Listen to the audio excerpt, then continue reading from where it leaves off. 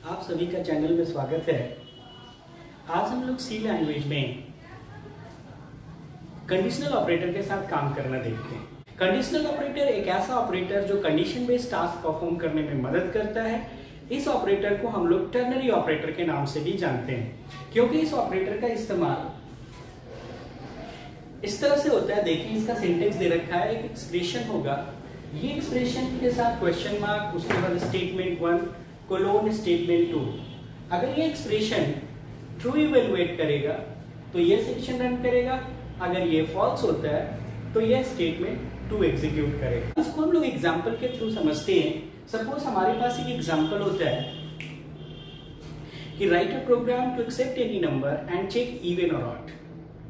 अब यहाँ पे एक नंबर को इवन और ऑड चेक करना है कि वो इवन है कि ऑड है। इवन मतलब सम संख्या, ऑड मतलब विषम संख्या। तो एक नंबर को इवन ऑड फाइंड करने के लिए हमें एक लॉजिक देना होगा। अब एक नंबर इवन तब होगा जब वो कंडीशन को सेटिस्फाई करेगा।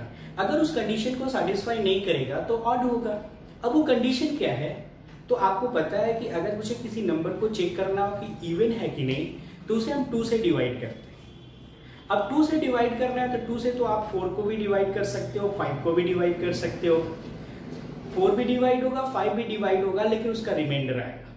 तो यहाँ पे ये कि अगर आपको किसी नंबर को 2 से डिवाइड करना है तो कंडीशन ये होना चाहिए कि डिवाइड होने के बाद उस नंबर का रिमाइंडर 0 है, तब वो इवन नंबर कहलाएगा। तो चलिए यहाँ पे उसी कंडीशन को डिनोट कैसे करते हैं ये देखते हैं। सपोज एक नंबर है 5 और मुझे चेक करना है कि इवन है कि ऑड। तो हमारा एक्सप्रेशन होगा a मॉड्यूलस 2 इक्वल टू 0।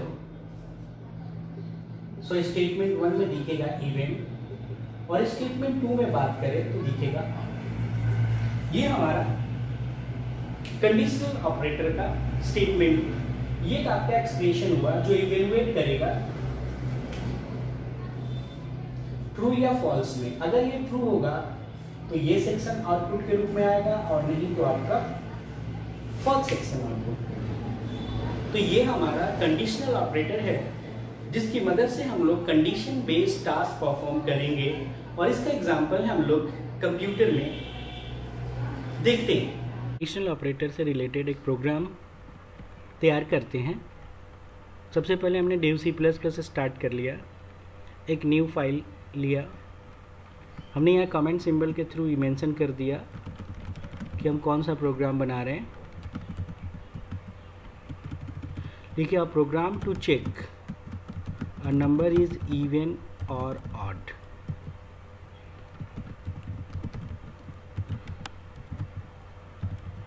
हमने यहाँ पे हेडर फाइल लिख दिया। फिर हमारा मेन फंक्शन,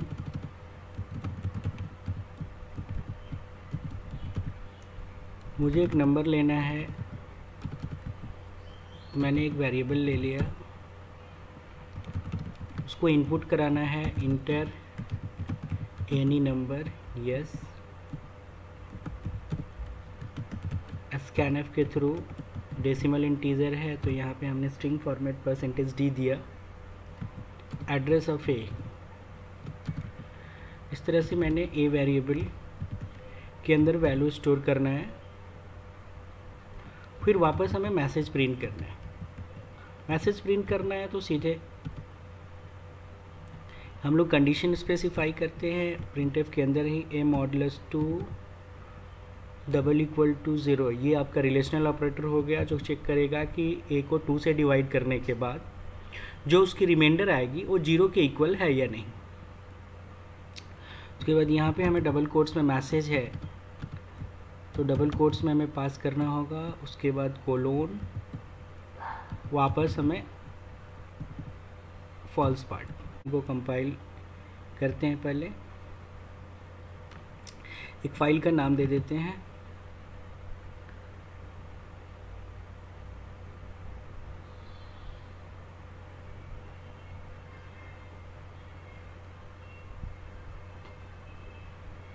यहाँ पे देखिए आपका .cpp हो गया, जिसके चलते आपका मेन के साथ इंट लिखना पड़ जाएगा। ये आपको ध्यान रखना होगा कि आपका प्रोग्राम जो भी बने वो .c में हो। चलिए यहाँ पे हम लोग इसको क्लोज कर लेते हैं। फिर से हम लोग ओपन करते हैं A3.C।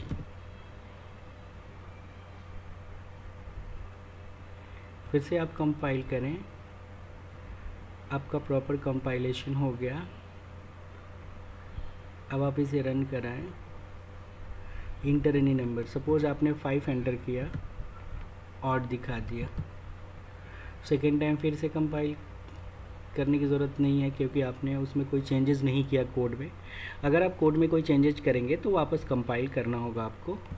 6 लेते हैं इवन। तो हम लोगों ने एक ऑड के लिए दिया और इवन दोनों सेक्शन में देखा कि हमारा प्रोग्राम का आउटपुट सही है, मतलब हम लोगों ने इसको टेस्टिंग भी पास कर ली। तो आप जब भी कोई प्रोग्राम की कोडिंग करते हैं उसके बाद आप उसकी टेस्ट करेंगे तो आप उसे एग्जीक्यूट करके अलग अलग तरह के वैल्यू दे के देख सकते हैं कि ये हमारा येस इवन केस में सही दिखा रहा है। फिर से हम उसे ऑड के केस में देखते हैं तो अपने से एक सोचा समझा नंबर जो बात पता है, और इस तरह से इसने हमें इवन ऑड चेक करके दिखा दिया। अब हम आपको एक और नया प्रोग्राम देखते हैं जिसमें हमें चेक करना हो कि अगर हमें कहा जाए कि आप मल्टीपल कंडीशन, मतलब कंडीशन को क्या नेस्टेड फॉर्म में यूज कर सकते हैं। तो आइए हम लोग देखते हैं कि कंडीशन को नेस्टेड फॉर्म में कैसे यूज करते हैं, क्योंकि आप कंडीशनल ऑपरेटर का इस्तेमाल नेस्टेड फॉर्म में भी यूज कर सकते हैं। तो आइए हम लोग इसके लिए फिर से न्यू सोर्स फाइल लेते हैं, प्रोग्राम लिखते हैं a program to find greater number among 3 given number. 3 number के बीच में आपको ग्रेटर नंबर फाइंड करना है यूजिंग कंडीशनल ऑपरेटर।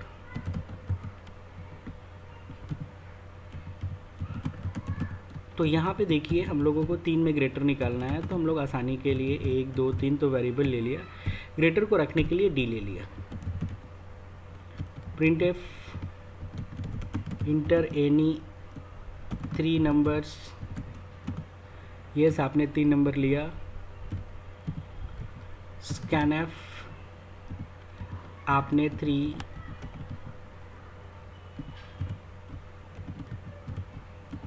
वेरिएबल्स को इनपुट करा दिया। इस तरह से 3 वेरिएबल्स में वैल्यू इनपुट हो जाएंगे।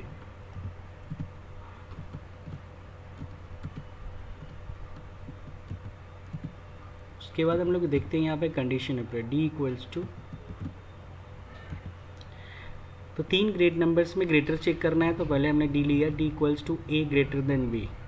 ए अगर बी से बड़ा है, ट्रू है तो ए को फिर सी से चेक करेगा। अगर ए सी से भी बड़ा है तो सबसे बड़ा ए होगा, नहीं तो सबसे बड़ा सी हो। ऐसा भी हो सकता है कंडीशन कि ए बी से बड़ा ना हो तो फिर हम बी को ए से चेक कर लेंगे, अगर ट्रू है तो बी नहीं तो सी। इस तरह से हम लोग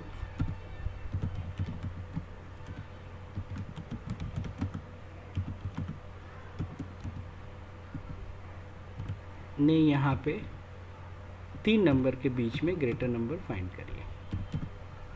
और अब आपके सामने तो देखिए यहाँ पे इसको समझते हैं, मैंने 3 वेरिएबल लिया है और 3 वेरिएबल के लिए 3 वैल्यू भी इनपुट करा दिया। अब यहाँ कह रहा है कि ए अगर बी से, अब देखिए ये एक नेस्टेड टर्नरी ऑपरेटर यूज हुआ है, ये आपका एक्सप्रेशन हो गया और यहाँ से लेके ये आपका ट्रू पार्ट हो गया। उसी तरह से इस एक्सप्रेशन का फॉल्स पार्ट यहाँ है और इस फॉल्स पार्ट में भी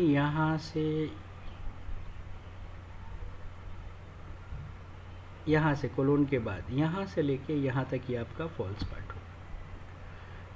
तो ये आपका एक्सप्रेशन, ये आपका ट्रू पार्ट में भी आप देख सकते हैं एक और कंडीशन है। यहाँ पे बात करें अगर फॉल्स पार्ट की, तो फॉल्स पार्ट में भी एक हमारा कंडीशनल ऑपरेटर है। तो ये आप कंडीशनल ऑपरेटर को नेस्टेड फॉर्म में भी यूज़ कर सकते हैं। चलिए प्रोजेक्ट को कंपाइल करते हैं, इसको सेव कर लेते एक नए नाम से, A4.C देना ना भूलें। यहाँ पे आपका यस, यहाँ मैंने गलती की है, यहाँ पे हमने क्लोजिंग करली ब्रेस नहीं, यहाँ पे हमने ब्रैकेट छोड़ दिया है प्रिंटफ का। वापस कंपाइल करते हैं, अभी एरर नहीं है। फिर हम लोग इसे रन करते हैं। आपसे 3 नंबर्स मांग रहा है, मान लो 5 3 6 डाला, ग्रेटर नंबर इज 6 दिखा दिया, फर्स्ट केस में दिखा दिया। फिर से रन करिए, फिर से आप 3 नंबर डालिए। इस बार पहली बार बड़ा दीजिए, उसके बाद छोटा, और तीसरी बार और छोटा। इस कॉन्टेक्स्ट में भी दिखा दिया। थर्ड टाइम फिर से इसको रन करिए। पहली बार आप छोटा, बीच में बड़ा और लास्ट में भी छोटा। Inter any 3 number. तो आपने फर्स्ट टाइम 5 12 और 3 दिया, तो ग्रेटर नंबर 5।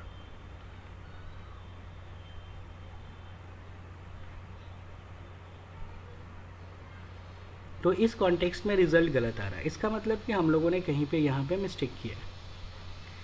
तो ये आपका हो गया टेस्टिंग, जिसमें आपने पकड़ा कि हाँ हमने एक कॉन्टेक्स्ट में गलत दे रहा है। कैसे, फिर से देखते हैं। रन में जाते हैं, हमें 3 नंबर डालना था। पहला नंबर हमने ये दिया, दूसरा बड़ा दिया और तीसरा हमने छोटा दिया। यहाँ पे ग्रेटर नंबर 6 दिखा, जबकि होना चाहिए था 12। तो आते हैं यहाँ, देखते हैं हमारा पहला एक्सप्रेशन कर रहा है ए बी से बड़ा। यस ठीक है, ए बी से बड़ा होगा, ट्रू होगा तो अंदर आएगा, तो ए को सी से चेक करेगा। अगर ए सी से भी बड़ा होगा तो सबसे बड़ा तो ए हो जाएगा, लेकिन ए सी से बड़ा नहीं होगा तो सबसे बड़ा सी होगा, क्योंकि ए बी से बड़ा था तभी तो यहाँ पहुँचा था। वापस अगर आते हैं कि ए बी से बड़ा ना हो, इसका मतलब बी ए से बड़ा है। ए बी से बड़ा ना हो, इसका मतलब बी ए से बड़ा है, तो इसके फॉल्स पार्ट में आ रहा है। तो बचा बी को सी से चेक करना, तो यहाँ पे हमने ए लिख दिया था, ये गलत था, इसलिए हमने इसको सुधार दिया। और इस तरह से आपने बी को सी से चेक किया, अगर बी बड़ा निकला तो बी, नहीं तो सी। अब आपके पास डी में सबसे बड़ी वैल्यू चली जाएगी, डी को आपने प्रिंट कर दिया। अब फिर से आप कंपाइल कर लीजिए और यहाँ से रन कराइए। किसी भी कॉन्टेक्स्ट में रन कराए, आपका एकदम सही आ रहा है। तो ये हुआ आपका conditional operator and nested conditional operator.